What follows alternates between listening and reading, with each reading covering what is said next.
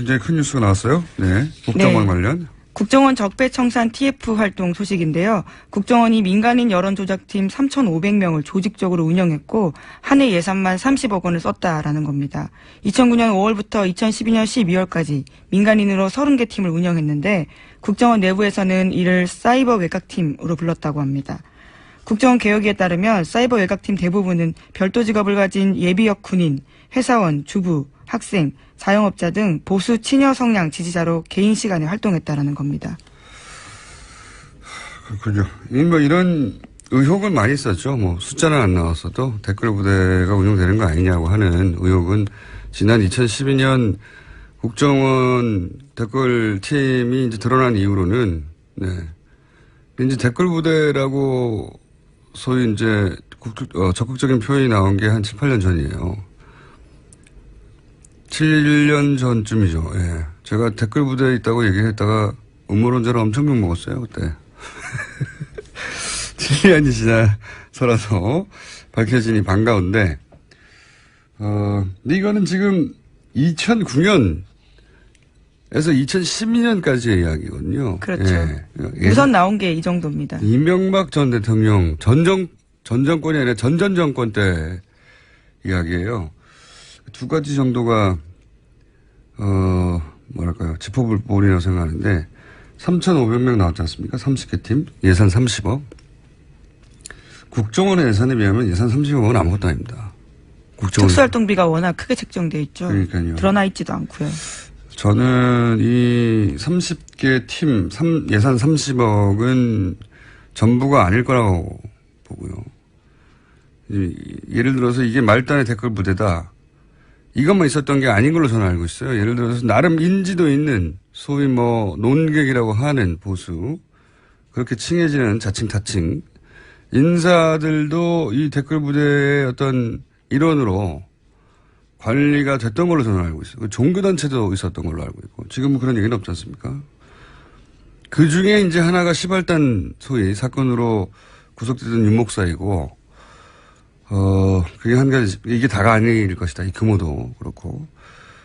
국정원이 지금 정권을 다시 연장하기 위해서 시작한 일인데 예산을 30억만 썼다. 이건 저는 뭐 말이 안 된다고 보는데.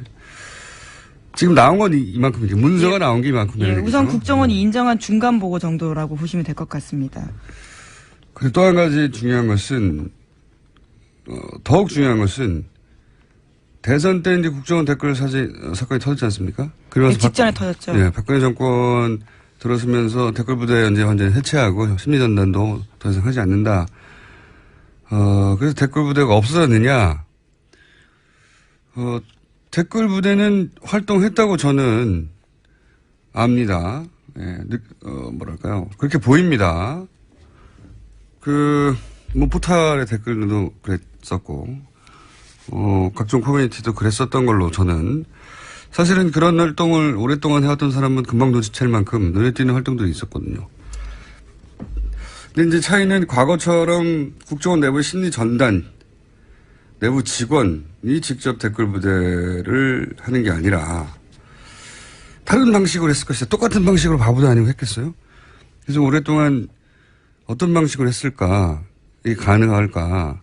일종의 아웃소싱을 한 거고. 라고 저는 추정하는데 얼마 전에도 이제 유명 강사 댓글 사건이 있었잖아요. 온라인 네, 지금 강사. 고소고발전이 진행되고 있습니다. 댓글 돈 받고 다는 그렇죠. 조직들, 프로페셔널한 그 방식을 차용하지 않았을까라고 저는 오래전부터 의심해 왔는데, 네.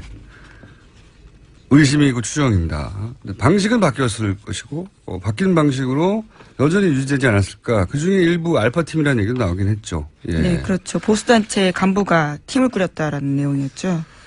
아웃소싱의 가능성을 저는 생각합니다. TF가 활동하니까 또 추가 뉴스가 나오겠죠. 예. 그리고 이제 이 댓글 부대가 당시는 3차장 체제 하에 있었거든요. 여러 번 나왔던 얘기지만 3차장은 대북 관련 활동을 해야 하는 곳이에요. 원래는 그렇죠. 네. 근데 자국민을 상대로 전쟁을 한 거죠. 네. 실제로 원세훈 전 원장 발언 중에 있습니다. 삭제된 녹취록에서 우리 국민을 위한 심리전이 더 중요하다라는 이야기가 나온 바가 있습니다. 이게 말이 됩니까? 예. 러시아랑 전쟁하라고 예를 들어서 CIA를 만들었더니 자국민을 상대로 댓글 단 거 아니에요. 부끄러운 역사로 남을 겁니다. 아주. 지금까지 국정원에선 무조건 부인해 왔었는데요. 처음으로 국정원이 인정했다라는 사실이 지금은 사실 중요한 거죠. 알겠습니다. 그 일부가 일각이 드러난 정도다. 이렇게 생각하시면 될 것 같고, 이제 이렇게 되면은 이렇게 구체적인 물증이 나왔으니까, 국정원 댓글 사건도 그렇고, 당시에 정권 관계자들도 그렇고, 다시 수사선상에 오를 수도 있을 것 같아요. 네, 그래서 지금 서울중앙지검, 그러니까 윤석열 팀이 맞는 게 아니냐라는 예측이 나오고 있는데요. 그렇게 되면 또다시 인연이 댓글 사건으로 이어지게 되는 거죠. 윤석열, 최동욱, 예, 상징적인 두 분이 이 일로 운명이 바뀌었었죠. 예. 다시 한번 운명이 바뀔까요? 어쨌든 윤석열, 지금 정확하게. 서울중앙지검장입니다. 지검장이라고 해야 되죠. 예. 네. 윤석열 지검장은, 만감이 교차할 것 같습니다. 운명이라고 생각할 수도 있을 것 같고요. 그러니까요. 댓글과는 내 인생, 뭐 이런 느낌. 자, 그런 큰 사건이 터졌고요. 앞으로 후속 뉴스들이 많이 나올 것 같습니다. 다음 소리. 뉴스가 많이 쏟아진 하루였는데, 우선 다음 주가 바로 이제 이재용 부회장의 재판이라 저희가 이번 주 내내 이재용 부회장 관련 뉴스를 전해드렸는데 오늘 또 있죠? 네, 어제까지 이재용 부회장에 대한 피고인 신문이 있었습니다. 이 부회장은 박근혜 전 대통령과의 독대 자리에서 자신의 경영권 승계에 대해 말한 바가 없다고 계속해서 주장했습니다. 또 당시 정유라 씨의 존재 자체를 몰랐다라고 반박했는데요. 다만 2015년 2차 독대에서 승마지원 미비하니 담당자를 교체하라는 박근혜 전 대통령의 질책을 받은 바 있다는 사실은 인정했습니다. 거기에 대해서요, 자신이 삼성 관계자들에게 대통령 눈빛이 레이저 같았다라는 표현을 쓴 적이 있다라는 건데요. 그에 대해서는 이렇게 해명했습니다. 이재용 부회장은 아버님께 야단을 맞은 것 빼고는 야단 맞은 기억이 없는데 일단 대통령 단독 면담이었고 실제로 여자분한테 싫은 소리 들은 것도 처음이어서 제가 당황했던 것 같다라고 이야기한 겁니다. 이게 아마 의도는 이런 말이었던 것 같아요. 나는 여성에게 굉장히 부드러운 남자다. 그래서 여자분들이 나한테 싫은 소리를 안 한다.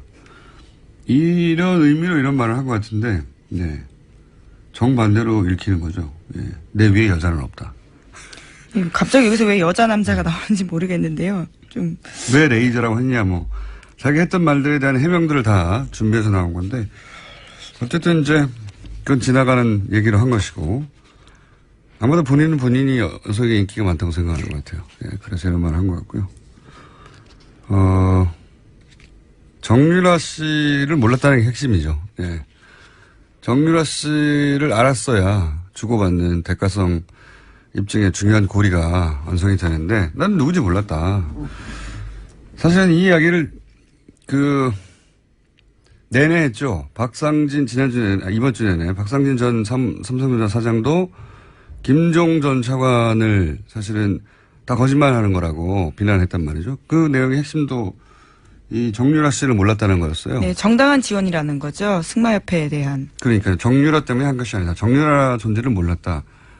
그렇게 공격할 수밖에 없는 게 김종 전 차관을 주로 공격했는데 박상진 전 삼성전자 사장은 그러니까 이재용 부회장이 공격할 걸 대신 공격한 거죠.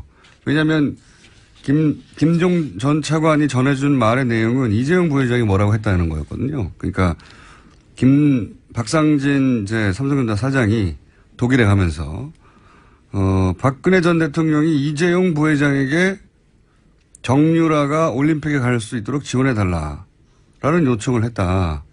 이런 말을 자기는 들었다는 겁니다. 김종 전 차관이 박상진 전 삼성전자 사장에게서. 네, 전해준 말을 들었다라는 거죠. 그렇죠. 그러니까 이재용 부회장이 그 말을 했겠죠. 그러면 둘이 독대를 했으니까 이재용 부회장 그 말이 사실이라면 이재용 부회장이 아니 그 박근혜 전 대통령 만났는데 정유라가 올림픽 갈 수 있게 지원해달라고 그런다. 이 말을 했다는 거죠. 예. 김종 전 차관의 진술이 사실이라면. 그렇죠. 그리고 김종 전 차관은 또 뭐라고 그랬냐면 박상진 전 사장이 대통령이 정유라가 올림픽에서 탈 수 있는 말을 사주라. 그럼 다 얘기한 거예요. 사실은 김종 전 차관이 들은 거는 정유라 얘기도 나왔고, 정유라한테 말을 사주라고 했고, 말을 사줘서 올림픽 갈 수 있도록 해주라고 말을 했다는 거죠. 심지어 이후에 말 세탁과 관련된 구체적인 이야기도 했다라는 얘기가 나옵니다. 박상진 사장이요. 이 말은 독대를 한 박근혜 전 대통령으로부터 나올 수밖에 없잖아요. 이 말이 사실이면. 두 사람밖에 없으니까. 그 말을 박상진 전 삼성전자 사장이 이재용 부회장으로부터 듣고 그 중간에서 소위 이제 관리 역할을 하던 김정전 차관한테 전하는 거죠. 말해주라고 했어. 정유라 올림픽 보내라고 했어. 나는 그렇게 들었다고 김정전 차관이 진술을 했어요. 결정적인 진술이죠. 내용상으로 보자면. 그렇죠. 예. 그리고 또 당시 안종범 수석 그 종범실록에 보면 대통령 지시사항이라고 적힌 메모 중에 올림픽 대비해서 말을 구입하라 이런 말이 그 내용이 나온단 말이죠. 그리고 그 메모를 한 날 안종범 수석과 당시 이제 미전실 어제도 얘기 나왔던 삼성의 브레인이죠. 중추 삼성그룹을 총괄하는 미전실 사장이었던 장충기 전 사장하고 통화를 했어요. 이 메모를 적은 날 통화 내용이 있고 앞뒤가 딱딱 맞아 떨어지는 거죠. 김종전.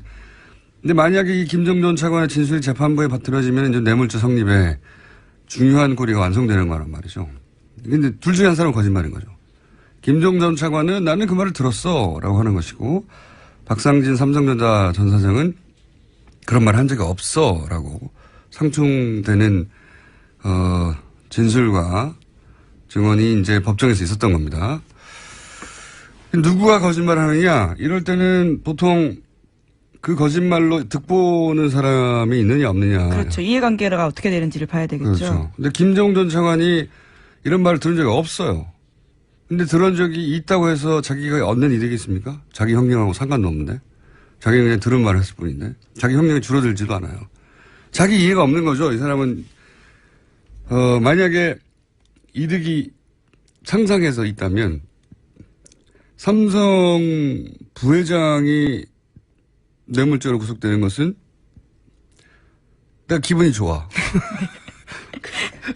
그런 게 아니라면 법적인 이해관계가 없단 말이죠. 예, 심지어 김종전 차관 같은 경우는 증인으로 나온 거거든요. 위증했을 경우엔 처벌받을 가능성도 있습니다. 자기가 이런 말을 뭐 들었으니까 들었다고 한다가 자기는 이제 진술한 것이고. 근데 이제 박상진 전 사장이 그런 말을 한 게 만약 사실이다. 그러면 박근혜 전 대통령이 정유로 올림픽 가기 지원해달라고 했고 말 사주라고 했고 그래서 400억 지원했다. 이게 입증이 되면 있게 될 피해는 엄청나잖아요. 예. 뇌물죄 구성이 되고. 그러니까 반대로 그 말을 하지 않았다고 하면 얻는 이득이 크죠. 네, 또 피고인이기 때문에요. 예. 자신의 이해관계에 대해서는 거짓말을 하는 것 자체에 대해서는 처벌하기가 쉽지 않습니다. 누가 거짓말로 얻을 이득이 큰가 이걸 따져보면 되는 거라고 생각됩니다. 예. 다음 주에는 삼성 결론이 날 테니 또. 네, 구형이 있습니다. 결심이 있고요. 네. 선고는 8월 말 정도에 날 예정입니다. 운명은 다음 주에 시작되는 거죠. 예. 자, 삼성 이야기는 다음 주에도 계속 전해드리기로 하고 어제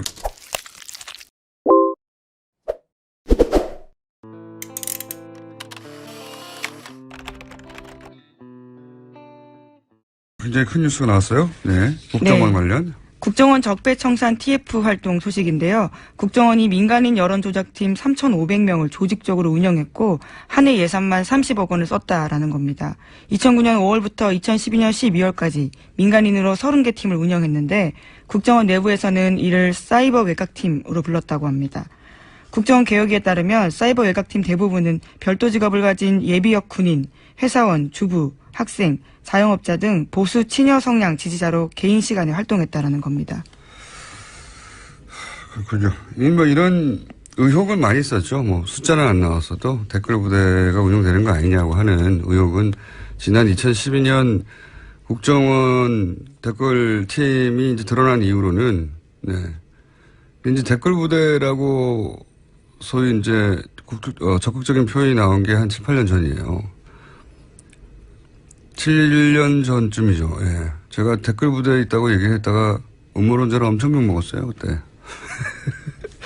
7년이 지나서라도 밝혀지니 반가운데, 근데 이거는 지금 2009년에서 2012년까지의 이야기거든요. 그렇죠. 예. 우선 나온 게 이 정도입니다. 이명박 전 대통령 전 전 정권이 아니라 전전 정권 때 이야기예요.